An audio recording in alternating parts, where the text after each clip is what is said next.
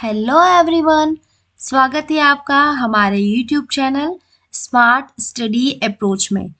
आज हम plant cell और एनिमल सेल्स के बारे में डिटेल में डिस्कशन करेंगे कि प्लांट सेल क्या है, कैसे ऑब्टेंड हुआ, कहाँ उसका वर्क क्या है और इन दोनों के बीच में डिफरेंसेस क्या है, एनिमल सेल्स क्या है।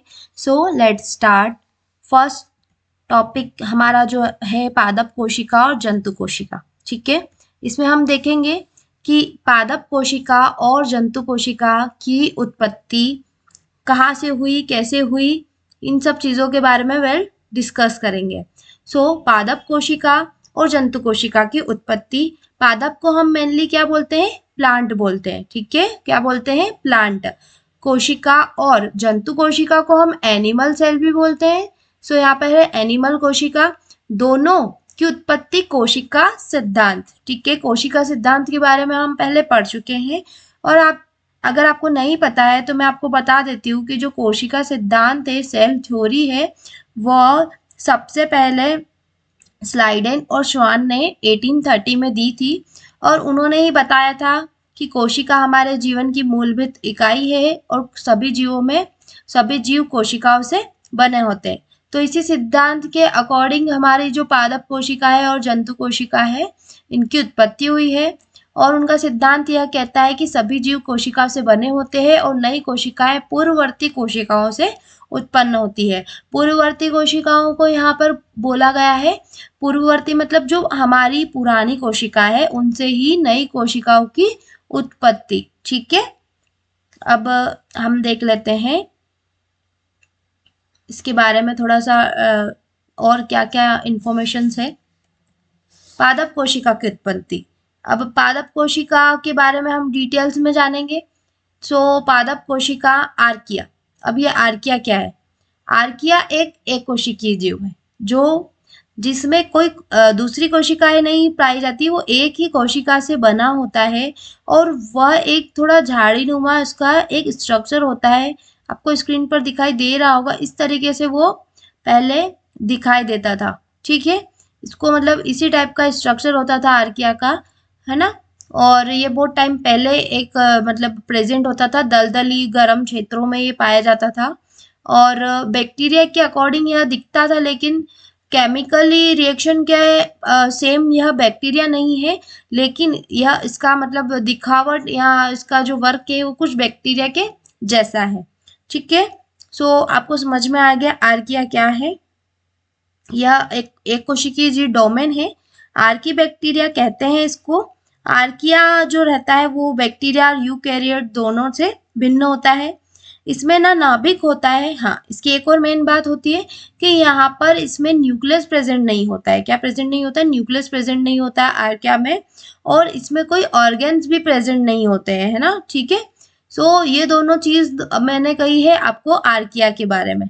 ठीक है, और अब प्रोकैरियोट्स जो होते हैं इनकी क्या विशेषताएं होती है या फिर इनका एक मेन वर्क, इनकी एक मेन बात ये होती है, ये यूकैरियोट से इसलिए भिन्न होते हैं कि इनके अंदर जो न्यूक्लियस प्रेजेंट होता है ना इनकी सेल्स में, उसके आसपास झिल्ली नहीं प्रेजेंट होती। जो न्यूक्लियस होता है वो बंद न्यूक्लियस नहीं होते हैं, मतलब वह क्या होते हैं, ऑर्गेन्स वगैरह से जुड़े हुए रहते हैं वो न्यूक्लियस।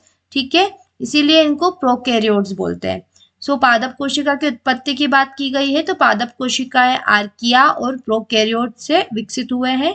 लगभग 1.6 to 1.8 अरब वर्ष पहले की बात है कि यूकैरियोटिक सेल्स किनको कहते हैं? जिनके अंदर बंद झिल्ली में केंद्रक प्रेजेंट होता है उनको हम यूकैरियोटिक सेल्स बोलते हैं। ठीक है, ये यूकैरियोटिक्स के बारे में मैं आपको और बता दूं कि जो यूकैरियोटिक सेल्स होती है प्रोकैरियोट्स के कंपैरिजन में 100 to 10,000 गुना ज्यादा अधिक बड़ी और लंबी होती है। ठीक है, कौन होती है? यूकैरियोट्स की बात कर रही हूँ मैं। ठीक है, और जो इनकी केंद्रक झिल्ली होती है, इसमें जिन जीवों में कोशिकाओं में केंद्रक झिल्ली होती है उन्हें ही हम क्या बोलते हैं? यूकैरियोट्स बोलते हैं। और यूकैरियोट्स बहुकोशिकीय होते हैं, इसके अंदर बहुत सारी कोशिकाएं प्रेजेंट होती है। ठीक है, आप समझ गए होंगे। और जिसमें झिल्ली से घिरे ऑर्गेनल्स भी थे। एंडोसिम्बायोटिक सिद्धांत जो है उसके अनुसार जो पादप कोशिकाएं हैं उनके क्लोरोप्लास्ट और माइटोकॉन्ड्रिया एक समय पर स्वतंत्र जीवाणु थे। क्या थे? मतलब जो हमारा पावर हाउस है कोशिका का माइटोकॉन्ड्रिया, वो एक टाइम पे जीवाणु थे, स्वतंत्र मतलब इंडिपेंडेंट, जो बड़ी कोशिकाओं के साथ सहजीवन में रहने लगे। बाद में वो क्या हो गया कि जो हमारी बड़ी सेल्स है, जैसे प्लांट सेल है, एनिमल सेल्स है, ये हमारी बड़ी सेल्स है, तो इनके साथ में सहजीवन में रहने लगे। उसके पहले ये क्या थे? स्वतंत्र जीवाणु थे। फिर क्या हुआ था? पादप कोशिका की उत्पत्ति शैवाल यानी एल्गी से मानी जाती है। मतलब ऐसा बोलते हैं कि पादप कोशिका पहले एल्गी थी, ठीक है। एल्गी से ही धीरे धीरे इन्वायरमेंट के चेंजेस के थ्रू और भी कई चेंजेस हुए, जिससे कई सालों बाद यह पादप कोशिका में कन्वर्ट हो गए, जो प्रकाश संश्लेषण की क्षमता रखते हैं, ठीक है। फोटोसिंथेसिस की प्रोसेस होती है इनमें, इसीलिए इनको प्रकाश संश्लेषण की क्षमता रखते हैं। समय के साथ ये शैवाल भिन्न पौधे में विकसित हुए। अलग अलग तरीके के जो हम पौधे वेराइटीज देख रहे हैं पौधों की, इनमें ये शैवाल एल्गी जो है यह टाइम के अकॉर्डिंग अलग अलग पौधों में विकसित हुए, जिससे आधुनिक पादप कोशिकाएं बनी। जो हमारा अभी प्रेजेंट में पादप कोशिकाएं प्रेजेंट है, यह सब इनसे ही बनी है, ठीक है। अब हम नेक्स्ट देख लेते हैं कि पादप कोशिका की विस्तृत जानकारी। पादप कोशिका एक यूकैरियोटिक कोशिका है, ठीक है, जिसका बारे में अभी हमने पढ़ा, जो बहुकोशिकीय होता है और यह बड़ी होती है प्रोकैरियोटिक सेल्स से, ठीक है। और इनके अंदर क्या होती है? कोशिका झिल्ली, जो इनका केंद्रक होता है कोशिका झिल्ली से घिरा हुआ रहता है। तो पादप कोशिका एक यूकैरियोटिक कोशिका है जो विभिन्न कोशिकांगों यानी ऑर्गेनेल्स से बनी होती है। यह अन्य यूकैरियोटिक कोशिकाओं से कुछ महत्वपूर्ण विशेषताओं में भिन्न होती है। कुछ ऐसी इनकी विशेषताएं होती है जिसके कारण जो पादप कोशिका है वो दूसरी कोशिकाओं से अलग होती है। जैसे कि कोशिका भित्ति, जो कोशिका भित्ति यानी सेल वॉल है, वह हमारी पादप कोशिका में प्रेजेंट है, इस वजह से वो दूसरी कोशिकाओं से भिन्न है। प्लास्टिड प्रेजेंट होने की वजह से भी वो दूसरी कोशिकाओं से भिन्न है। और एक बड़ा रिक्तिका यानी लार्ज वैक्यूल्स जो होते हैं, रिक्तिका हमारे इस टाइप से प्रेजेंट होती है पादप कोशिका के अंदर। इस वजह से भी जो है हमारी पादप कोशिका दूसरी कोशिकाओं से भिन्न है। सो आपको समझ में आ गया होगा। अब है पादप कोशिका की संरचना। अभी तक हमने पढ़ा पादप कोशिका की उत्पत्ति कैसे हुई, उसकी कहाँ से, उसकी थ्योरी से वह मतलब कैसे क्या बनी है, उत्पत्ति कैसे हुई है, उसकी डिटेल में जाना। अब हम इसकी संरचना के बारे में देखेंगे कि इसकी संरचना क्या है, कैसे बनी है हमारी पादप कोशिकाएं। सो सबसे पहला इसका पार्ट है कोशिका भित्ति यानी सेल वॉल। यह पादप कोशिका की सबसे बाहरी परत है। हमारी जो पादप कोशिका है उसकी जो सबसे पहली वाली जो परत है उसी को ही हम सेल वॉल बोल रहे हैं, ठीक है। किससे बनी होती है ये आपको पता होना चाहिए, इससे क्वेश्चन भी बनते हैं कि जो हमारी सेल वॉल है वो किससे बनी हुई है। कोशिका भित्ति सेल्यूलोज से बनी हुई होती है और हेमी सेल्यूलोज और पेक्टिन इनसे भी बनी हुई होती है, ठीक है। किससे बनी हुई होती है? सेल्यूलोज, हेमीसेल्यूलोज और पैक्टिन से बनी होती है। यह कोशिका को कठोरता यानी हार्डनेस और संरचनात्मक समर्थन प्रदान करती है। क्या जो सेल्यूलोज या पैक्टिन ये क्या करते हैं? जो कोशिका को कठोर बनाते हैं और संरचनात्मक यानी जो प्रॉपर उसका शेप है उसके अकॉर्डिंग उसको बनाए रखते हैं, ठीक है। यह कोशिका के आकार को स्थिर बनाए रखती है। स्थिर मतलब स्टेबल, ठीक है, एक जैसा आकार में चेंजेस नहीं आने देती है ज्यादा। कौन? सेल वॉल, ठीक है। और बाहरी दबाव से रक्षा करती है। कोई उनका एक्सटर्नल फोर्स लग रहा है कोशिका के ऊपर, सो जो सेल वॉल होता है वो क्या करता है? कोशिका की रक्षा करता है, ठीक है। कोशिका के अंदर ऑर्गेनल्स और इन सब की रक्षा करता है। कौन करता है? Cell wall. सो यह हमारा सेल वॉल का पूरा प्रोसेस हो गया कि यह सबसे बाहरी परत होती है। यह सेल्यूलोज, पेक्टिन और हेमीसेल्यूलोज से बनी होती है। यह कोशिका को कठोरता और संरचनात्मक समर्थन प्रदान करती है। यह कोशिका के आकार को स्थिर बनाए रखती है और बाहरी दबाव से रक्षा करती है। साइड में यहाँ पर हमने एक डायग्राम के थ्रू समझाने की कोशिश की है कि सेल वॉल का एक या साइड में आप यहाँ देख सकते हैं ये स्ट्रक्चर है जहाँ पर प्राइमरी सेल वॉल प्रेजेंट है, सेकेंडरी सेल वॉल प्रेजेंट है। जो सेल वॉल होती है उसकी भी लेयर्स होती है, इसीलिए यहाँ पर इसको डिटेल में समझा गया है क्योंकि ये बहुत महत्वपूर्ण रोल प्ले करता है हमारी पादप कोशिका की संरचना में, इसीलिए यहाँ पर मैंने आपको डायग्राम के थ्रू समझाने की कोशिश की गई है। इसके अंदर न्यूक्लियस भी प्रेजेंट होता है, वॉक्यूल्स भी प्रेजेंट होते हैं और प्लाज्मो स्माटा भी प्रेजेंट होता है। ठीक है, सो आप इसमें देख सकते हैं यहाँ पर न्यूक्लियस प्रेजेंट है, यहाँ पर ये वॉक्यूल्स प्रेजेंट है। ठीक है, और यहाँ पर जो है प्लाज्मा लेमा भी प्रेजेंट है, यहाँ पर आपको डायग्राम के थ्रू शो हो रहा होगा। ठीक है, सो यह है कोशिका भित्ति का डायग्राम के थ्रू हमने इसको समझाने की कोशिश की है आपको। अब हम देख लेते हैं नेक्स्ट कोशिका झिल्ली।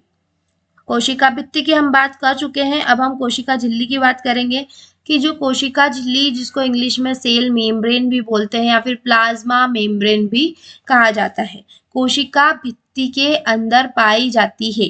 कोशिका भित्ति समझ गए, यानी सेल वॉल। जो सेल वॉल होती है वो हमारी फर्स्ट लेयर है और इसके बाद में सेल मेम्ब्रेन प्रेजेंट होती है। ठीक है, फॉर एग्जाम्पल ये हमारी सेल वॉल है और इसके अंदर एक मतलब जो लेयर होती है उसको क्या बोलते हैं हम, सेल मेम्ब्रेन बोलते हैं। ठीक है, तो जो कोशिका भित्ति है उसके अंदर की लेयर को हम यहाँ पे जो पाई जाती है यह अर्ध पारगम्य यानी सेमी परमिएबल होती है, जिससे कुछ विशिष्ट पदार्थ अंदर और बाहर आ जा सकते हैं, मतलब अंदर भी आ सकते हैं और बाहर भी जा सकते हैं। यह कोशिका के अंदर और बाहर के पदार्थों को विनिमय करती है। विनिमय मतलब आना जाना, परमिशन, तो विनिमय को नियंत्रित करती है। ठीक है, कंट्रोल करने का वर्क भी कोशिका झिल्ली का है। सो आप यहाँ कोशिका झिल्ली का रोल समझ गए होंगे। यह कोशिका भित्ति के अंदर पाई जाती है। यह अर्ध पारगम्य यानी सेमी परमिएबल मेम्ब्रेन होती है, जिससे कुछ विशिष्ट पदार्थ अंदर और बाहर जा सकते हैं। यह कोशिका के अंदर और बाहर के पदार्थों के विनिमय को नियंत्रित करती है। यहाँ पर हमने एक डायग्राम के थ्रू इसको समझने की कोशिश की है कि जो हमारी जो प्लाज्मा झिल्ली है उसमें प्रोटीन्स के ये प्रोटीन प्रेजेंट होता है, शुगर प्रेजेंट होता है और कोलेस्ट्रॉल भी प्रेजेंट होता है और लिपिड बाइलेयर होता है किसके अंदर, सेल मेम्ब्रेन के अंदर। और जो आपको सेंटर में दिख रहा है ये है इंटीग्रल प्रोटीन। ठीक है, ये प्रोटीन के बड़े होते हैं ना, इसीलिए यहाँ पर इंटीग्रल प्रोटीन प्रेजेंट है। इसके कांटेक्ट में प्रोटीन, शुगर और कोलेस्ट्रॉल है। ठीक है, और लिपिड बाइलेयर प्रेजेंट है। यह हमारे स्ट्रक्चर है प्लाज्मा झिल्ली का। आपको कंफ्यूजन ना हो प्लाज्मा भित्ति मतलब कोशिका भित्ति और कोशिका झिल्ली में, इसीलिए मैंने आपको यहाँ पर डायग्राम के थ्रू समझाने की कोशिश की है। नेक्स्ट वन है हमारा थर्ड पॉइंट जो है हमारी पादप कोशिका की संरचना में, वो है साइटोप्लाज्म। साइटोप्लाज्म के बारे में अब हम बात करेंगे कि जो साइटोप्लाज्म होता है यह कोशिका झिल्ली के भीतर, यानी हमारी जो कोशिका झिल्ली है उसके अंदर एक जेल जैसा लिक्विड तरल पदार्थ होता है, जिसमें कोशिका के सभी कोशिकांग जितने भी हमारे ऑर्गेनल्स हैं वह तैरते हैं। इसके अंदर साइटोप्लाज्म के अंदर इसमें विभिन्न एंजाइम और प्रोटीन होते हैं। क्या होते हैं, एंजाइम्स और प्रोटीन होते हैं जो कोशिका की चयापचय क्रिया, मेटाबॉलिक एक्टिविटी, जो भी मेटाबॉलिक एक्टिविटी कंडक्ट होती है हमारी पादप कोशिका के अंदर, उसके अंदर जो साइटोप्लाज्म है उसका यह महत्व भूमिका होती है।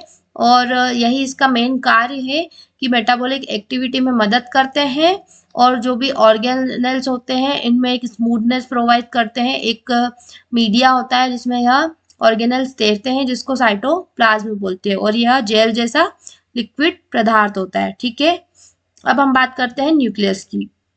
पादप कोशिका में जो हमारा न्यूक्लियस होता है वह नियंत्रण केंद्र होता है। क्या होता है, नियंत्रण केंद्र होता है। इसमें क्या प्रेजेंट होता है, इस न्यूक्लियस में डीएनए प्रेजेंट होता है, डीऑक्सीराइबोन्यूक्लिक एसिड। क्या प्रेजेंट होता है, डीऑक्सीराइबोन्यूक्लिक एसिड प्रेजेंट होता है, जो आनुवंशिक जानकारी यानी जेनेटिक इंफॉर्मेशन को कैरी करके रखता है। कौन कैरी करके रखता है, केंद्रक। ठीक है। इसमें एक न्यूक्लियर मेम्ब्रेन, ठीक है, क्या होता है, न्यूक्लियर मेम्ब्रेन होती है जो अंदर और बाहर के पदार्थों के आदान प्रदान को नियंत्रित करती है। मतलब कोई भी प्रोडक्ट है जो हमारा केंद्रक मतलब सेल के अंदर आ रहा है और केंद्रक के बाहर जा रहा है, इसको भी कंट्रोल करके रखता है। न्यूक्लियोल्स इसमें प्रेजेंट होता है, ठीक है, क्या प्रेजेंट होता है, न्यूक्लियोलस, या फिर हम न्यूक्लियोल्स बोल सकते हैं इसको, जो राइबोसोम, ठीक है, यहाँ पर आप वर्ड देख पा रहे हैं, राइबोसोम के निर्माण में सहायक है। राइबोसोम्स की हम आगे जानकारी प्राप्त करेंगे कि राइबोसोम्स क्या होते हैं, लेकिन अभी हम केंद्रक की बात कर रहे हैं। सो केंद्रक का यह कोशिका का नियंत्रण केंद्र होता है। इसमें डीएनए डीऑक्सराइबोन्यूक्लिक एसिड प्रेजेंट होता है जो आनुवंशिक जानकारी यानी जेनेटिक इंफॉर्मेशन को संग्रहित करता है। इसमें एक न्यूक्लियर मेम्ब्रेन भी होती है जो अंदर और बाहर के पदार्थों के आदान प्रदान को नियंत्रित करती है।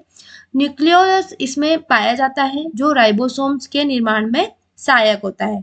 यह किसका वर्क देखा, अभी हमने केंद्रक का वर्क देखा। केंद्रक का यह मुख्य कार्य होता है।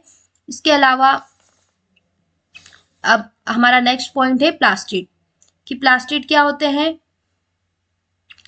प्लास्टिक एक विशेष कोशिकांग होते हैं, क्या होते हैं, एक विशेष कोशिकांग होते हैं और जो केवल पादप कोशिकाओं में पाए जाते हैं। आपको याद रखना पड़ेगा कि जो प्लास्टिड होते हैं वह पादप कोशिकाओं में पाए जाने वाले एक विशिष्ट कोशिकांग मतलब कोशिका के अंग, ठीक है। यह 3 प्रकार के होते हैं। कितने प्रकार के होते हैं, 3 प्रकार के होते हैं। सबसे पहला होता है क्लोरोप्लास्ट, यह हरा रंग प्रदान करता है, ठीक है, हरा रंग प्रदान करने के लिए क्लोरोप्लास्ट होता है क्योंकि इसमें क्लोरोफिल प्रेजेंट होता है। किसी भी प्लांट में ग्रीन रंग होने का मुख्य कारण यही है कि उसमें क्लोरोफिल प्रेजेंट है, ठीक है। नामक वर्णक होता है, यह प्रकाश संश्लेषण यानी फोटोसिंथेसिस की प्रक्रिया को संचालित करता है। कौन संचालित करता है, क्लोरोप्लास्ट। इसमें पादप ऊर्जा प्राप्त होती है, जिससे कि क्या है, पादप ऊर्जा प्राप्त होती है, ठीक है। ल्यूकोप्लास्ट अपना नेक्स्ट है ल्यूकोप्लास्ट। जो ल्यूकोप्लास्ट होता है यह रंगहीन प्लास्टिड होता है, ठीक है। आपने देखा क्लोरोप्लास्ट एक हरे रंग का जो रहता है और जो ल्यूकोप्लास्ट होता है वो रंगहीन प्लास्टिड होता है और शर्करा, वसा और प्रोटीन का भंडारण करता है। इसका यही मेन काम है कि शर्करा, वसा और प्रोटीन के भंडारण के लिए ल्यूकोप्लास्ट का यूज होता है। उसके बाद एक आता है क्रोमोप्लास्ट। जो क्रोमोप्लास्ट होता है वह विभिन्न रंगों पीला, नारंगी और लाल का उत्पादन करता है और फूलों तथा फलों के रंग के लिए उत्तरदायी होता है। आपने देखा होगा कि जो संतरा है उसका रंग, अपने केले का रंग, अपने आम का रंग, ये जो भी डिफरेंट टाइप के हमारे फ्रूट्स प्रेजेंट होते हैं इन सब के रंग अलग अलग होते हैं, ठीक है। और जो पीला है जो आम का रंग होता है, ठीक है। तो उसी वजह से अगर आपसे क्वेश्चन पूछा जाए एग्जाम्स में कि आम के पीला रंग होने से उसमें क्या प्रेजेंट होता है, तो आप उसका राइट आंसर क्रोमोप्लास्ट हो जाएगा, ये लिख सकते हैं, ठीक है। जो क्रोमोप्लास्ट होता है उसी की वजह से फ्रूट्स के पीला रंग, नारंगी और लाल रंग का उत्पादन होता है, यही प्रेजेंट होता है, ये हमारा राइट ऑप्शन हो जाएगा, ठीक है। तो आपने देखा कि जो प्लास्टिड होता है एक विशेष कोशिकांग है जो केवल पादप कोशिकाओं में प्रेजेंट है, ठीक है। पादप कोशिकाओं की बात हो रही है यहाँ पे और यह मेनली 3 टाइप्स के होते हैं। सबसे पहला होता है क्लोरोप्लास्ट, सेकंड होता है ल्यूकोप्लास्ट और थर्ड होता है क्रोमोप्लास्ट, ठीक है। हो जाएगा हमारा क्रोमोप्लास्ट। या याद रखना स्टूडेंट्स, क्योंकि हमें जो भी अपने एग्जाम से इसमें इनसे ही क्वेश्चन बनेंगे। सो अब हमारा नेक्स्ट पार्ट हो जाएगा माइटोकॉन्ड्रिया। माइटोकॉन्ड्रिया के बारे में अब हम डिटेल में डिस्कस करेंगे और यह मेन पार्ट होता है हमारी कोशिकाओं का। माइटोकॉन्ड्रिया इसे कोशिका का ऊर्जा घर, ठीक है, powerhouse of the cell कहा जाता है। यह कोशिका के लिए एटीपी, इसको पावर हाउस बोलने की मेन वजह यही है कि यह एटीपी एडेनोसिन ट्राइफॉस्फेट का उत्पादन करता है, ठीक है। यह ऊर्जा का उत्पादन कर रहा है, इसीलिए ही कोशिका का पावर हाउस इसे कहा जाता है, जो ऊर्जा प्रदान करता है। एटीपी क्या करता है, हमारी सेल को ऊर्जा देता है, इसीलिए यह एटीपी को बनाता है और इसे ही powerhouse of the cell कहा जाता है, ठीक है। यहाँ पर साइड में हमने डायग्राम के थ्रू समझाने की कोशिश की है कि जो माइटोकॉन्ड्रिया होता है उसका इस टाइप से एक स्ट्रक्चर होता है अपनी प्लांट सेल के अंदर। और यहाँ पर देखो क्या क्या प्रेजेंट है माइटोकॉन्ड्रिया के अंदर की बात हो रही है कि माइटोकॉन्ड्रिया के अंदर राइबोसोम्स के जो कण है वो प्रेजेंट है। इसके अंदर डीएनए भी प्रेजेंट होता है, क्रिस्टी प्रेजेंट होती है, मैट्रिक्स होता है, बाहर झिल्ली होती है जो बाहर इसकी मेम्ब्रेन है वो, और एटीपी। एटीपी सिंथेज मतलब यहाँ पर एटीपी का फॉर्मेशन हो रहा है, एटीपी बन रही है, ठीक है।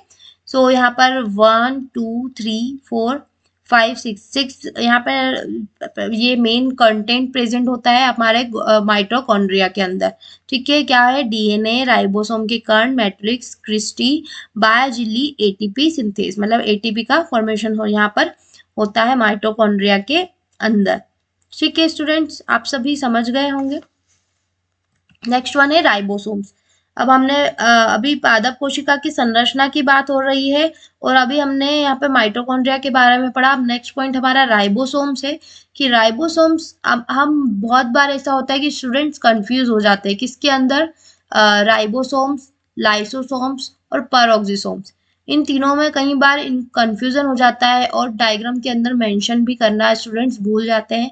सो मैं आपको इसीलिए डिटेल्स में समझा रही हूँ कि आपको एक एक का वर्क पता चले ताकि आप उनको अपनी सेल के इसमें नोट कर सको।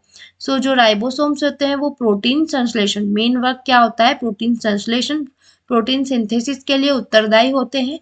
यह कोशिका के साइटोप्लाज्म यानी जो लिक्विड तरल पदार्थ होता है कोशिका के अंदर में स्वतंत्र रूप से या इंडोप्लाज्मिक रेटिकुलम से जुड़े होते हैं। या तो वो इंडिपेंडेंटली प्रेजेंट होंगे या फिर जो एंडोप्लाज्मिक रेटिकुलम हमारा प्रेजेंट होता है हमारी कोशिका में, वो अंतर्जाली नुमा संरचना होती है, उससे वो क्या होते हैं? जुड़े हुए होते हैं, ठीक है।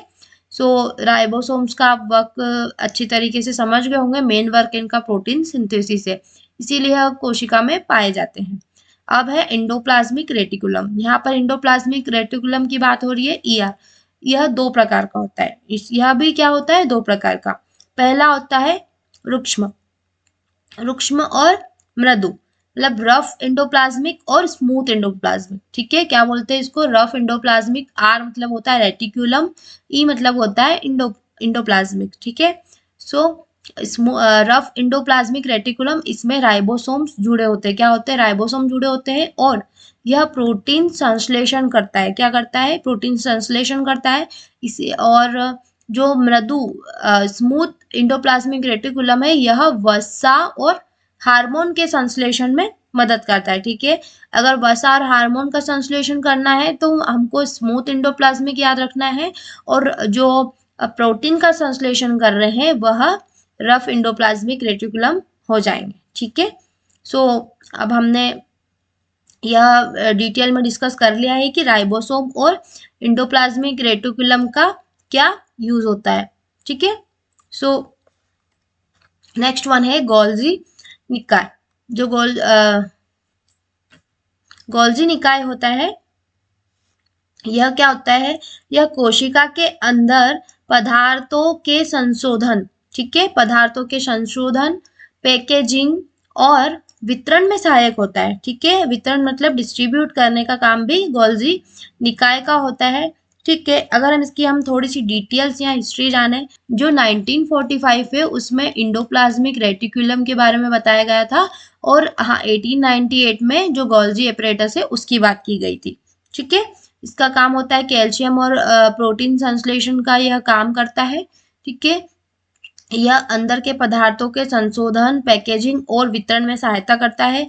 यह प्रोटीन और अन्य अणुओं को संशोधित कर उन्हें कोशिका के अन्य भागों में भेजता है, ठीक है। गोल्जी काय का आप समझ गए होंगे। मैंने थोड़ी सी हिस्ट्री आपको बतानी चाहिए कि 1898 में इसका फर्स्ट इंट्रोड्यूस हुआ और कैल्शियम इसके अंदर यूज हो रहा है, कैल्शियम का संचारण करता है यह।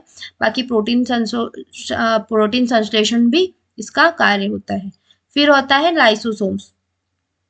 लाइसोसोम्स के बारे में हम देखेंगे कि अधिकांश पादप कोशिकाओं में अनुपस्थित उन्हें आत्मघाती थैली यानी सुसाइटल बैग्स, ठीक है। अभी हमने राइबोसोम्स का पढ़ा था कि राइबोसोम्स क्या करते हैं? प्रोटीन संश्लेषण का काम करते हैं। अब हम लाइसोसोम्स की बात कर रहे हैं, इसको सुसाइडल बैग्स भी बोला जाता है, ठीक है। अधिकांश पादप कोशिकाओं में अनुपस्थित, ठीक है। अनुपस्थित मतलब ये एब्सेंट होते हैं। मेनली क्या होता है? बहुत सी ऐसी पादप कोशिकाएं होती, प्लांट सेल होती है जिसके अंदर यह एब्सेंट होते हैं, लेकिन इनके यूज के बारे में देखें, क्योंकि कई जगह ये प्रेजेंट भी होते हैं। सो यह आत्मघाती थैली यानी सुसाइडल बैग कहा जाता है इन्हें, क्योंकि ये कोशिका के अनुपयोगी पदार्थों को नष्ट कर देते हैं। जो भी ऐसे मतलब अनवांटेड प्रोडक्ट होते हैं या अनुपयोगी पदार्थ होते हैं जिनका कोई उपयोग नहीं होता है सेल के अंदर, उनको जो लाइसोसोम्स होते हैं, लाइसोसोम अपने कांटेक्ट में लाकर उनको क्या कर देते हैं, नष्ट कर देते हैं। ठीक है, ये एंजाइम से भरे होते हैं। इनके अंदर क्या होते हैं, एंजाइम प्रेजेंट होते हैं, बहुत सारे एंजाइम प्रेजेंट होते हैं इसके अंदर, जो कोशिका के अनावश्यक पदार्थों को पचा सकते हैं, मतलब उनको डाइजेस्ट भी कर लेते हैं। कौन कर लेते हैं, एंजाइम। किसके एंजाइम, लाइसोसोम्स के। सो अब हमने डिस्कस कर लिया है, लाइसोसोम्स को भी फुली डिस्कस कर लिया है। अब हमारा नेक्स्ट है रिक्तिका। हम पादप कोशिका की संरचना की ही बात कर रहे हैं अभी तक, और हम 10 पॉइंट्स इसमें डिस्कस कर चुके हैं। अब हमारा 11 पॉइंट्स आ जाता है रिक्तिका। रिक्तिका यानी वैक्यूल्स। पादप कोशिका में यह एक विशाल और स्थायी संरचना होती है। क्या होती है, विशाल मतलब बड़ी, और स्थायी मतलब स्टेबल संरचना होती है। यह जल, खनिज लवण, शर्करा और अपशिष्ट पदार्थों का भंडारण करता है। क्या करता है, जल का, खनिज लवण का, शर्करा का और अपशिष्ट पदार्थों का भंडारण करता है। यह कोशिका को हार्डनेस यानी कठोरता प्रदान करता है। कौन कौन प्रदान कर रहा है, रिक्तिका। ठीक है, अब थर्ड वाले की बात हो रही है, पेरोक्सिसोम। मैंने थोड़ी देर पहले आपको बताया था राइबोसोम, लाइसोसोम और पेरोक्सिसोम। इन तीनों में स्टूडेंट बहुत कंफ्यूज होते हैं। सो 2 के हम डिस्कस कर चुके हैं, अब हम थर्ड वन के बारे में डिस्कशन कर रहे हैं कि जो पेरोक्सिसोम्स होते हैं यह कोशिका में हानिकारक पेरोक्साइड हो, जो H2O2 प्रेजेंट होते हैं, उनकी बात कर रहे हैं कि उनको तोड़कर उनसे सुरक्षित बनाता है। किसको सुरक्षित बनाता है, कोशिका को। ठीक है, यह वसा अम्लों के अपघटन में सहायक होता है। किसके अपघटन में, जो हमारा फैटी एसिड्स होता है उनके अपघटन में यह सहायक होता है पेरोक्सिसोम, इसकी हेल्प से यह अपघटन होता है। एक और इसका वर्क होता है सिग्नलिंग। ठीक है, जो सिग्नलिंग का भी काम है वह ये पेरोक्सिसोम करता है। ठीक है, सेल सिग्नलिंग में भी इसकी भूमिका रहती है। सो आपने देखा कि कोशिका में हानिकारक पेरोक्साइड H2O2 को तोड़कर उसे सुरक्षित बनाता है। यह वसा अम्लों के अपघटन में सहायक होता है। अब हम इसके कार्य देख ले। हमने इनके संरचना के बारे में फुल्ली डिस्कस कर लिया है। अब हम इसके कार्य देखेंगे कि जो पादप कोशिका है इसका ओवरऑल क्या वर्क रहता है। तो पहला, प्रकाश संश्लेषण। क्लोरोप्लास्ट द्वारा सूर्य के प्रकाश का उपयोग कर भोजन का निर्माण। ठीक है, कौन करता है, पादप कोशिका में होता है, यह इसका मुख्य कार्य होता है। फिर सेकेंड वन है ऊर्जा का उत्पादन। ऊर्जा का उत्पादन क्या होता है, एटीपी। तो ऊर्जा उत्पादन माइटोकॉन्ड्रिया द्वारा एटीपी का उत्पादन। फिर भंडारण। भंडारण रिक्तिका में जल, पोषक तत्वों और अपशिष्ट पदार्थों का संग्रहण। फिर फोर्थ है संरचना और सुरक्षा। कोशिका भित्ति के द्वारा कठोरता और सुरक्षा प्रदान करना। फिर है पदार्थों का परिवहन, जो इंडोप्लाज्मिक रेटिकुलम होता है और जो हमारा गोल्जी निकाय द्वारा प्रोटीन और अन्य पदार्थों को संशोधित और परिवहन करना। यह हमारे पादप कोशिका के कार्य होते हैं। सबसे पहला प्रकाश संश्लेषण, फिर ऊर्जा का उत्पादन, भंडारण, संरचना और सुरक्षा, पदार्थों का परिवहन। ठीक है, अब हम नेक्स्ट देख लेते हैं कि जंतु कोशिका। अभी जो भी हमने डिटेल डिस्कस करी है वो सभी डिटेल हमने किसके ऊपर करी है, पादप कोशिका के बारे में। अब हम जंतु कोशिका को डिटेल में पढ़ेंगे कि जंतु कोशिका क्या है, उसकी उत्पत्ति कैसे हुई और उसकी संरचना कैसी है। जो जंतु कोशिका है उसकी उत्पत्ति, जंतु कोशिकाएं भी प्राचीन एक कोशिकीय जीवों यानी यूनिसेल्युलर ऑर्गेनिज्म से विकसित हुए हैं। जो करीब 1.5 अरब वर्ष पहले की बात है कि प्राचीन जो यूकेरियोट्स होते हैं, मतलब वही जिनके अंदर जो केंद्रक होते हैं वो बंद झिल्ली में प्रेजेंट होते हैं, इनको हम यूकेरियोट्स बोलते हैं, जो कि बहुकोशिकीय होते हैं। कौन होते हैं, यूकेरियोट्स। ठीक है, तो बहुकोशिकीय यूकेरियोट्स में माइटोकॉन्ड्रिया विकसित हुए, जो पहले स्वतंत्र रूप से रहने वाले जीवाणु थे। इसको हमने पादप कोशिका में भी डिस्कस किया है। धीरे धीरे जटिल बहुकोशिकीय जंतु में विकसित हुए। ठीक है, जंतु की बात हो रही है यहाँ पे, यानी एनिमल्स। तो विकसित हुए जिनकी कोशिकाएं ऊतकों और अंगों में विभाजित हो गई। किसमें? मतलब टिश्यू भी बन गए और अंग भी बन गए, मतलब ऑर्गेनल्स भी बन गए और टिश्यू भी बन गए। ठीक है, इसमें विभाजित हो गई। जंतु कोशिकाओं में कोशिका भित्ति नहीं होती है। सबसे बड़ी डिस्कशन करने वाली बात यही है, इससे क्वेश्चन भी बनता है कि जंतु कोशिका जो कोशिका भित्ति होती है वह किस में प्रेजेंट नहीं होती है। सो राइट ऑप्शन हो जाता है जंतु कोशिका। जंतु कोशिकाओं में सेल मेम्ब्रेन जरूर प्रेजेंट होती है लेकिन सेल वॉल नहीं होती है, जिससे वे अधिक लचीली और गतिशील होती है। ठीक है, क्या होती है? लचीली और गतिशील होती है। किसकी एब्सेंस से? सेल वॉल की एब्सेंस से, क्योंकि सेल वॉल क्या करता है, जो सेल वॉल होता है वो कठोर होता है और उसका शेप स्टेबल रहने रखता, अपनी सेल का जो शेप है उसको स्टेबल रखता है, इसीलिए यहाँ पर सेल वॉल प्रेजेंट नहीं होता है। फिर इसकी संरचना की बात कर लेते हैं कि जो हमारी फर्स्ट संरचना है वो है कोशिका झिल्ली। ठीक है, यहाँ पर सेल वॉल की बात नहीं हो रही है, सेल मेम्ब्रेन की बात हो रही है। प्लाज्मा मेम्ब्रेन भी बोलते हैं। यह जंतु कोशिका के सबसे बाहरी परत है।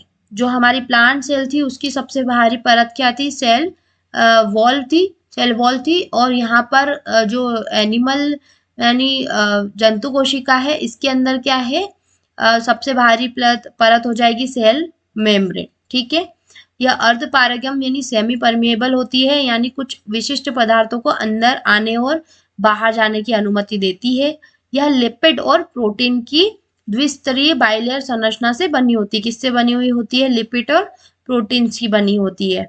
ठीक है, वहां पर हमने देखा था जो हमारी सेल मेम्ब्रेन और ये किसकी बनी है? उसकी सेल्यूलोज, पेप्टीन। ठीक है, ये हमने देखा था। यहाँ पर लिपिड और प्रोटीन की द्विस्तरीय बाइलेयरी संरचना से बनी होती है। यह कोशिका को आकार और सुरक्षा प्रदान करती है। क्या करती है? आकार और सुरक्षा प्रदान करती है। सो हमने यहाँ पर डिटेल्स में डिस्कस किया किसके बारे में? प्लाज्मा झिल्ली, सेल मेम्ब्रेन के बारे में। ठीक है, नेक्स्ट वन आता है साइटोप्लाज्म। साइटोप्लाज्म के बारे में हम डिस्कस कर चुके हैं प्लांट सेल के अंदर। यही जंतु कोशिका के अंदर भी प्रेजेंट होता है। यह कोशिका झिल्ली के अंदर ऊपर से जेल जैसा पदार्थ होता है। इसमें विभिन्न कोशिकांग निलंबित होते हैं। कोशिका में होने वाली सभी चयापचय यानी मेटाबॉलिक एक्टिविटी में इसी में संपन्न होती है। ठीक है, साइटोप्लाज्म जो होता है उसका एक ही वर्क मेन होता है, जो कि जंतु कोशिकाएं या अन्य कोशिकाएं जितनी भी हमारी कोशिकाएं हमारे बॉडी है उसमें जो है मेन वर्क यही होता है कि यह जेल जैसा पदार्थ है। विभिन्न कोशिकाओं ऑर्गेनल्स निलंबित रहते हैं इसके अंदर। कोशिका में होने वाली सभी मेटाबॉलिक एक्टिविटी इसी में ही होती है। ये हमारा हो जाएगा साइटोप्लाज्म का वर्क। फिर बात होती है केंद्रक न्यूक्लियस की। इसमें कोशिका का नियंत्रण केंद्र कहा जाता है।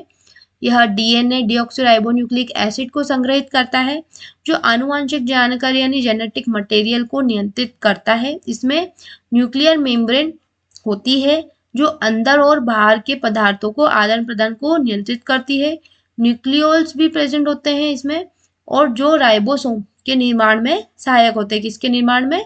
राइबोसोम्स के निर्माण में। ठीक है, अब हम बात करते हैं नेक्स्ट पॉइंट की।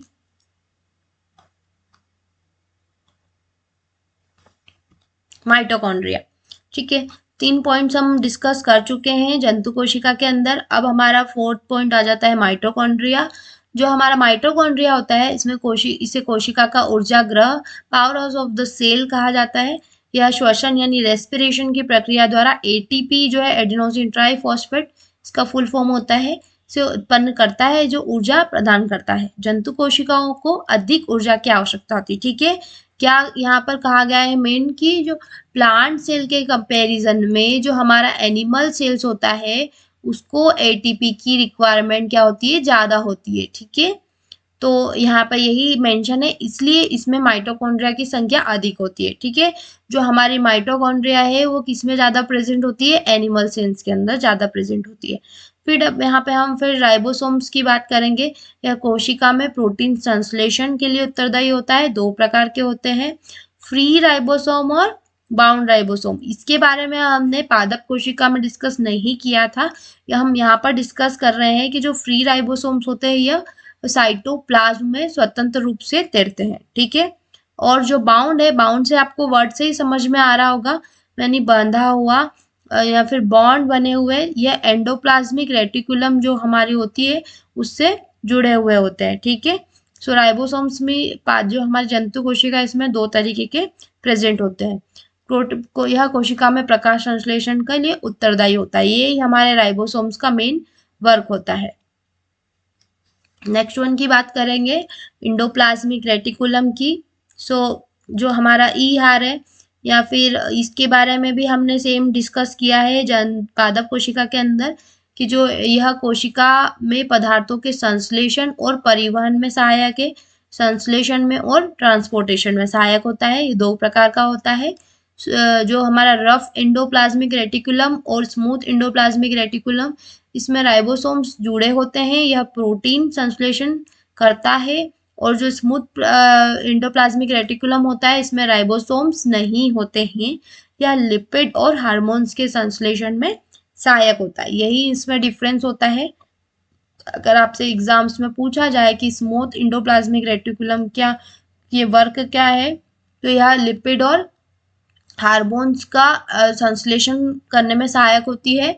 और जो हमारी रफ एंडोप्लाज्मिक रेटिकुलम है, यह राइबोसोम्स जुड़े होते हैं और प्रोटीन संश्लेषण करती है। ठीक है, अब नेक्स्ट आ जाता है गोल्जी निकाय यानी गोल्जी एपरेटस। इसकी हमने आपको ईयर बताई थी कि 1898 में यह प्रतिपादित हुआ था, गोल्जी एपरेटस। ठीक है, और कोशिका का डाकघर यानी इसको पोस्ट हाउस कहा जाता है। ठीक है, जैसे माइटोकॉन्ड्रिया जो है उसको पावर हाउस कहा जाता है सेल का, वैसे ही हमारा जो गोल्जी काय है उसको पोस्ट ऑफिस कहा जाता है सेल का। ठीक है, post office of the cell कहा जाता है। यह प्रोटीन और अन्य अणुओं को संशोधित पैकेजिंग मतलब यही कि जो इसका गोल्जी एपरेटस का वर्क ही यही है कि यह क्या करता है कि जो हमारा प्रोटीन है व अन्य जो भी अणु है उनको संशोधित करके और पैकेजिंग कर मतलब रखता है, साथ में रखता है और वितरण करता है। फिर इसमें से अगर सेल को रिक्वायरमेंट होती है तो यहाँ से फिर वो वितरण करके देता है। यह कोशिका से सीक्रेट होता है। ठीक है, स्त्रावित होने वाले पदार्थों को संसाधित करता है। यह कोशिका होती है उससे जो भी स्त्रावित हो रहे हैं पदार्थों को उनको संसाधित करके रखता है। ठीक है, ये काम होता है गोल्जी एपरेटस का, इसीलिए इसको एपरेटस भी बोलते हैं क्योंकि इसका एक मेन वर्क है, इसमें इसका एक महत्वपूर्ण भूमिका है हमारे जंतु कोशिका के अंदर। नेक्स्ट वन है लाइसोसोम्स। यहाँ पर अब हम लाइसोसोम्स की बात करेंगे। हम राइबोसोम्स की बात कर चुके हैं, अब हम लाइसोसोम्स की बात करेंगे कि जो लाइसोसोम्स होते हैं वो आत्मघाती थैली, सुसाइडल बैग कहा जाता है इन्हें। इनमें पाचन एंजाइम, डाइजेस्टिव एंजाइम होते हैं जो अवांछित पदार्थ मतलब अनवांटेड बैक्टीरिया पदार्थ और मृत कोशिका अंगों को नष्ट करते हैं। ठीक है, ये जंतु कोशिका में अधिक सक्रिय होते हैं। ठीक है, पादप कोशिकाओं से ज्यादा जंतु कोशिकाओं में इसकी रिक्वायरमेंट होती है। सो आपको पता चल गया कि जो माइटोकॉन्ड्रिया होता है वो और लाइसोसोम होता है, ये दोनों ही जो हमारा एनिमल सेल है इसके अंदर ज्यादा प्रेजेंट होते हैं। ठीक है, क्योंकि इन्हें अपशिष्ट पदार्थों को तोड़ने और हटाने की आवश्यकता होती है। क्या होती है, जो हमारा अपशिष्ट पदार्थ होता है उनको तोड़ने और हटाने की, हटाना मतलब जो सेल है उससे बाहर एक्सक्रीट आउट करना, इसमें लाइसोसोम्स होता है, इसी वजह से ये सब वर्क हो पाते हैं। ठीक है, अब सेंट्रियोल्स। सेंट्रियोल्स का क्या काम होता है, सेंट्रियोल्स को हमने प्लांट सेल में डिस्कस नहीं किया है। ठीक है, इसको हम एनिमल सेल्स में पढ़ रहे हैं कि जो सेंट्रियोल्स है उसका यह केवल जंतु कोशिकाओं में पाए जाते हैं। ठीक है, आपको यह याद रखना पड़ेगा कि जो सेंट्रियोल्स है वह जो एनिमल सेल्स है उनके लिए होते हैं, तो जंतु कोशिकाओं में पाए जाते हैं और पादप कोशिकाओं में अनुपस्थित होते हैं। ठीक है, अनुपस्थित होते हैं। यह कोशिका विभाजन यानी सेल डिवीजन में महत्वपूर्ण भूमिका निभाते हैं। यह स्पिंडल तंतुओं, ठीक है, किसमें, स्पिंडल तंतुओं फाइबर्स मैंने स्पिंडल फाइबर्स के निर्माण में सहायक होते हैं, जो क्रोमोसोम्स को विभाजित करने में मदद करता है। मतलब मेन इसमें सेल डिवीजन के लिए यह बहुत उत्तरदायी होता है। कौन होता है, सेंट्रियोल्स होता है, और यह जंतु कोशिकाओं में ही प्रेजेंट होता है। ठीक है, आपने सेल डिवीजन में जो क्रोमोसोम्स होते हैं उनको विभाजित करने में मदद करता है। हमने अभी किसके वर्क पढ़े, ये सभी हमने वर्क पढ़े हैं सेंट्रियोल्स के। नेक्स्ट वन आता है वॉक्यूल्स यानी रिक्तिकाएं। रिक्तिकाएं हमने पादप कोशिकाओं में भी डिस्कस किए हैं कि जो जंतु कोशिकाओं में रिक्तिकाएं छोटी और अस्थायी होती है। ठीक है, हमने पादप कोशिकाओं में यही देखा है कि जो पादप कोशिकाएं हमारी उसमें जो होती है रिक्तिकाएं बड़ी होती है और स्थायी होती है यानी स्टेबल होती है, और जो हमारी एनिमल सेल्स हैं यहाँ पर रिक्तिकाएं छोटी होती है और अस्थायी होती है। ठीक है, यह जल, हाँ वह किसका सेम रहेगा, जल पोषक तत्व और अपशिष्ट पदार्थों का भंडारण करती है। ठीक है, लेकिन अस्थायी भंडारण करती है। जो पादप कोशिका है उसके अंदर स्थायी भंडारण करके रखती है और यहाँ पर अस्थायी रूप से भंडारण करती है, मतलब फिक्स नहीं होता है। ठीक है, अस्थायी मतलब फिक्स ना होना। ठीक है, तो जो हमारी रिक्तिकाएं होती है जंतु कोशिकाओं में रिक्तिका छोटी और अस्थायी होती है। यह जल पोषक तत्व और अपशिष्ट पदार्थों का अस्थायी भंडारण करती है। फिर हमारा नेक्स्ट पॉइंट हो जाएगा पराक्सीसोम्स। पराक्सीसोम्स के बारे में हमने पादप कोशिका में भी डिस्कस किया है। पराक्सीसोम्स क्या होते हैं, कोशिका में हानिकारक पेरोक्साइड यानी H2O2 को तोड़कर उसे सुरक्षित बनाता है। यह वसा अम्ल यानी फैटी एसिड्स के अपघटन में सहायक होता है। यहाँ पर हमने डायग्राम्स के थ्रू आपको पराक्सीसोम का स्ट्रक्चर बताने की कोशिश की है, क्योंकि जो हमारी सेल होती है उसमें ये छोटे छोटे सेल्स के फॉर्म में प्रेजेंट होते हैं, इसीलिए हमने यहाँ पर थोड़ा पराक्सीसोम को डिस्कस किया है कि ये हमारा पराक्सीसोम है। इसमें क्या होती है, लिपिड की बाइलेयर होती है, उसके बाद इसके अंदर एंजाइम प्रेजेंट होते हैं। फिर यह जो होता है, जो सेंटर पार्ट आप देख रहे हैं, यह क्या होता है, क्रिस्टलाइन कोर होता है। उसके बाद जो प्रोटीन होता है वो क्या होता है, ट्रांसपोर्ट प्रोटीन इसके अंदर प्रेजेंट होते हैं। ठीक है, सो ये हमारा पराक्सीसोम का डायग्राम हो गया। पराक्सीसोम क्या करता है, यह कोशिका में हानिकारक पेरोक्साइड को तोड़कर उसे सुरक्षित बनाता है। ठीक है, यह फैसिएटिस के अपघटन में भी सहायक होता है। अब हम देखते हैं कि जो हमारी जंतु कोशिकाएं हैं इसके क्या क्या कार्य होते हैं, और यह अगर ये हमारे प्रेजेंट है एनिमल सेल्स में, तो यह इसका मेन वर्क क्या क्या होते हैं। तो सबसे पहला है ऊर्जा उत्पादन, माइटोकॉन्ड्रिया द्वारा एटीपी उत्पन्न करना। फिर है प्रोटीन संश्लेषण, राइबोसोम द्वारा प्रोटीन का निर्माण। फिर पदार्थों का संश्लेषण और परिवहन यानी ट्रांसपोर्टेशन, किसके द्वारा, एंडोप्लाज्मिक रेटिकुलम और गोल्जी निकाय द्वारा प्रोटीन और अन्य पदार्थों का संशोधन और परिवहन। अपशिष्ट पदार्थों का नाश, लाइसोसोम्स जिसको हम सुसाइडल बैग्स बोलते हैं, उसके द्वारा हानिकारक पदार्थों और मृत कोशिकांगों को हटाना। फिर कोशिका विभाजन, सेल डिवीजन, अभी हमने सेंट्रियोल्स पढ़ा, सेंट्रियोल्स द्वारा विभाजन की प्रक्रिया को नियंत्रित करना। और संरचना और गतिशीलता, कोशिका झिल्ली व अन्य कोशिकांगों द्वारा कोशिका को संरचनात्मक समर्थन और गति प्रदान करना। ठीक है, सो यह है जंतु कोशिका के कार्य। फिर से एक बार डिस्कस करेंगे, ऊर्जा उत्पादन में, प्रोटीन संश्लेषण में, प्रकाश संश्लेषण में, अपशिष्ट पदार्थों का नाश, कोशिका विभाजन, संरचना और गतिशीलता, ये सभी वर्क हमारे हो गए हैं जंतु कोशिका के। ठीक है, अब हम इन दोनों का डिटेल स्ट्रक्चर देखेंगे कि जो हमारा प्लांट सेल और एनिमल सेल कैसा दिखता है और उसमें क्या क्या कैसे कैसे लोकेट होते हैं। आप सबसे पहले हमने प्लांट सेल के बारे में डिस्कस किया था। ये हमारी प्लांट सेल है और ये हमारी एनिमल सेल है। हमने आपको सिंपली फॉर्म में डिस्कस करने की कोशिश की है कि आपको प्रॉपर समझ में आए। सबसे पहले कि यहाँ पर मेम्ब्रेन प्रेजेंट है, तो यह हमारे प्लांट सेल की मेम्ब्रेन। उसके बाद में इसमें पराक्सीसोम अभी हमने देखा। उसके बाद साइटोप्लाज्म जो प्रेजेंट होता है, यहाँ पर एक पर्टिकुलर नहीं है, यह हमारे पूरे सेल्स में प्रेजेंट होता है। फिर राइबोसोम्स जो प्रोटीन का संश्लेषण करते हैं।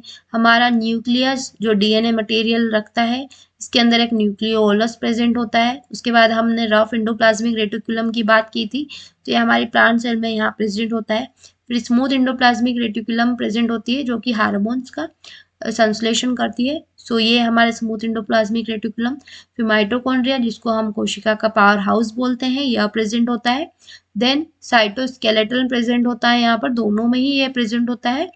फिर यहाँ पर वैक्यूल्स, हमने देखा था कि प्लांट कोशिकाओं में रिक्तिका बड़ी और स्टेबल होती है, सो ये देखिए, ये हमारी वैक्यूल्स यानी रिक्तिका, इसको हम क्या बोलते हैं, रिक्तिका बोलते हैं, ठीक है, रिक्तिका बोलते हैं। फिर ये है यहाँ पर, ये जो है इसको हम अमाइलोप्लास्ट बोलते हैं।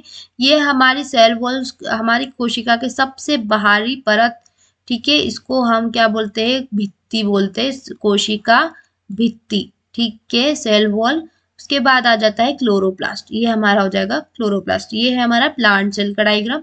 इसके बाद अब हम एनिमल सेल के बारे में डिस्कस करते हैं कि जो यहाँ पर क्या प्रेजेंट है, लाइसोसोम्स प्रेजेंट है और सेंट्रोसोम्स प्रेजेंट है, ठीक है, जो कि हमें हमारी प्लांट सेल में प्रेजेंट नहीं होते हैं, जो कि हम लाइसोसोम्स को सुसाइडल बैग्स बोलते हैं, ठीक है। सो यहाँ पर भी गोल्जी एपरेटस प्रेजेंट होता है, ठीक है। उसके बाद मेम्ब्रेन होती है, ये सेल मेम्ब्रेन इसकी बाहरी परत होती है, ठीक है, यहाँ पर सेल वॉल नहीं है, सेल मेम्ब्रेन है। उसके बाद पेरोक्सिसोम यहाँ पर प्रेजेंट है, साइटोप्लाज्म यहाँ पर प्रेजेंट होता है। उसके बाद राइबोसोम प्रोटीन संश्लेषण यहाँ पर होता है। न्यूक्लियस यहाँ पर प्रेजेंट है, न्यूक्लियोलस प्रेजेंट है, रफ इंडोप्लाज्मिक रेटिक्यूलम यहाँ पर प्रेजेंट है, स्मूथ इंडोप्लाज्मिक रेटिकुलम प्रेजेंट है। उसके बाद माइटोकॉन्ड्रिया कोशिका का powerhouse, then cytoskeletal present है, ठीक है। सो यहाँ पर हमने प्रॉपर डिस्कस किया है डायग्राम के, इनके डायग्राम, प्लांट सेल और एनिमल सेल्स के डायग्राम्स के बारे में। अब हम इसमें थोड़ा अंतर देख लेते हैं कि इन दोनों में इनकी क्या विशेषताएं ऐसी होती है और क्या इनके अंदर अंतर प्रेजेंट होता है, डिफरेंस प्रेजेंट होता है। सो सबसे पहला हमारा डिफरेंस है कोशिका भित्ति। जंतु कोशिका यानी जो हमारी एनिमल सेल्स है, इसके अंदर जो हमारी कोशिका भित्ति है वह नहीं होती है, और पादप कोशिका में सेल्यूलोज की बनी हुई कोशिका भित्ति प्रेजेंट होती है। फिर होता है प्लास्टिड। प्लास्टिड हमने जंतु कोशिका में डिस्कस नहीं किए हैं, लेकिन पादप कोशिका में किए हैं, यह प्रेजेंट होते हैं, और यह भी 3 टाइप्स के होते हैं, क्लोरोप्लास्ट, क्रोमोप्लास्ट और ल्यूकोप्लास्ट, ठीक है, ये याद रखने वाली चीजें हैं। उसके बाद रिक्तिका, रिक्तिका की बात की गई है कि जो जंतु कोशिका है उसमें छोटी और अनस्टेबल अस्थायी रिक्तिका प्रेजेंट होती है, और पादप कोशिका में बड़ी और स्थायी रिक्तिकाएं प्रेजेंट होती है। उसके बाद में सेंट्रियोल्स, सेंट्रियोल्स जंतु कोशिका में प्रेजेंट होते हैं और पादप कोशिका में नहीं होते हैं, कुछ पादपों को छोड़कर। उसके बाद लाइसोसोम जो सुसाइडल बैग्स होते हैं वह भी अधिक संख्या में प्रेजेंट होते हैं हमारी जो एनिमल सेल्स है उसके अंदर, लेकिन पादप कोशिकाओं में ये कम सक्रिय होते हैं या कम संख्या में भी प्रेजेंट होते हैं, ठीक है। उसके बाद होता है ऊर्जा का भंडारण, कि जो हमारी जंतु कोशिका है उसके अंदर जो हमारा एटीपी जिसको हम ऊर्जा बोलते हैं वह किसके फॉर्म में प्रेजेंट होती है, ग्लाइकोजन के फॉर्म में प्रेजेंट होती है, ठीक है। सो इसको ग्लाइकोजन के रूप में स्थित होती है ऊर्जा भंडारण, और जो हमारी पादप कोशिका होती है वहां पर स्टार्च के फॉर्म में प्रेजेंट होती है। सो ये हमारे मेन डिफरेंसेस है हमारी पादप कोशिका और जंतु कोशिका के अंदर। सो स्टूडेंट्स, आपको सब कुछ डिटेल में समझ में आ रहा होगा। ये हमने यहाँ पर पादप कोशिका के बारे में फुल डिस्कशन किया है, जंतु कोशिका के बारे में फुल डिस्कशन किया है, देन हमने दोनों के डायग्राम्स में डिफरेंसेस देखे हैं, देन हमने इनके अंदर अंतर देखे हैं कि इसमें क्या मेन अंतर होते हैं। सो अगर आपको यह पीडीएफ के फॉर्म में चाहिए तो आप हमारा टेलीग्राम चैनल ज्वाइन कर सकते हैं, और करंट अफेयर से रिलेटेड निःशुल्क जानकारी पाने के लिए आप हमारा व्हाट्सएप चैनल ज्वाइन कर सकते हैं। Thank you so much students.